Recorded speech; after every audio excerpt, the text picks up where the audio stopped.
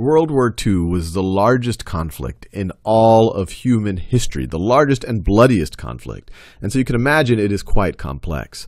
My goal in this video is to start giving us a survey, an overview of the war. And I won't even be able to cover it all in this video. It's really just to think about how did things get started or what happened in the lead up.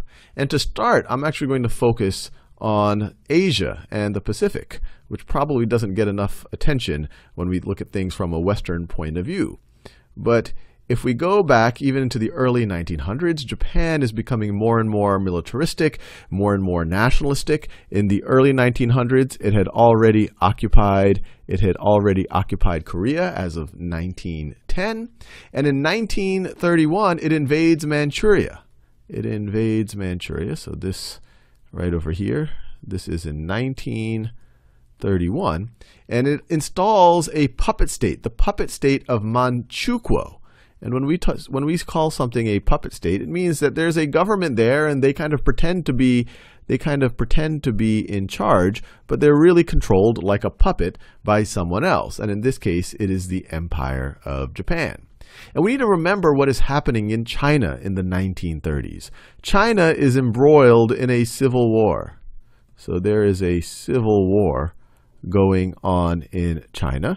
And that civil war is between the nationalists, the Kuomintang, and the communists versus the communists. The communists led by Mao Zedong, the Kuomintang led by General Chiang Kai-shek. And so they're in the midst of the Civil War, and so you can imagine Imperial Japan is taking advantage of this to take more and more control over parts of China. And that continues through the 30s until we get to 1937. And in 1937, the Japanese use some pretexts with, kind of a false flag, well, I won't go into the depths of what started it, kind of this Marco Polo Bridge incident. But it uses that as justifications to kind of have an all-out war with China. So in 1937, you have all-out war, and this is often referred to as the Second Sino-Japanese War. Sino-Japanese War. Many historians actually would even consider this the beginning of World War II, while some of them say, okay, this is the beginning of the Asian theater of World War II, of the all-out war between Japan and China, but it isn't until Germany invades Poland in 1939 that you truly have the formal beginning, so to speak, of World War II. Regardless of whether you consider this a formal beginning or not, the Second Sino-Japanese War is called the second because there was another Sino-Japanese War in the late 1800s that was called the First Sino-Japanese War. This is incredibly brutal and incredibly bloody, a lot of civilians affected. We could do a whole series of videos just on that. But at this point, it does become all-out war, and this causes the Civil War to take a back seat to fighting off the aggressor of Japan in 1937. So that lays a foundation for what's happening in the Pacific in the run-up to World War II. And let's also remind ourselves what's happening in Europe. As we go through the 1930s, Hitler's Germany, the Nazi Party, is getting more and more militaristic. So this is Nazi Germany right over here. They're allied with Benito Mussolini's Italy. They're both extremely nationalistic. They both do not like the communists at all. You might remember that in 1938,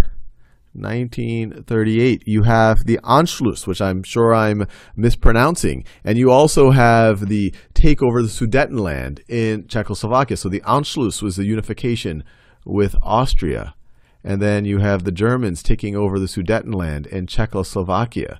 And this is kind of the famous, the rest of the what will be called the Allied powers kind of say, okay, maybe Hitler's just going to do that. Well, we don't want to start another war. We still all remember World War I. It was really horrible. And so they kind of appease Hitler, and he's able to kind of satisfy his aggression. So in 1938, you have Austria and the Sudetenland. And the Sudetenland are taken over by Germany. And then as you go into 1939, in March, they're able to take over all of Czechoslovakia. They're able to take over all of Czechoslovakia. And once again, the Allies are they're feeling very uncomfortable. They kind of have seen something like this before. They would like to push back, but they still are not feeling good about starting another world war. But so they're hoping that maybe Germany stops there. So let me write this down. So all of Czechoslovakia is taken over by the Germans. This is in March of 1939. And then in August, you have the Germans, and this is really in preparation for what you could guess is about to happen, for the all-out war that's about to happen. The Germans don't want to fight the Soviets right out the gate, as we will see, and as you might know, they do eventually take on the Soviet Union. But in 1939, they get into a pact with the Soviet Union. And so they sign the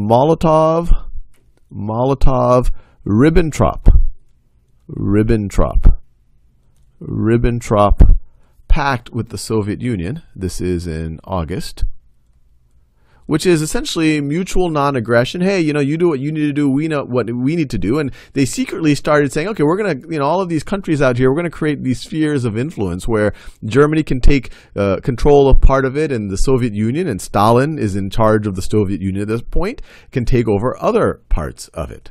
And then that leads us to the formal start, where in September, let me write this in a different color. So September of 1939, on September 1st, Germany invades Poland. Germany invades Poland on September 1st, which is generally considered the beginning of World War II. And then you have the Great Britain and France declares war on Germany. So let me write this. World War II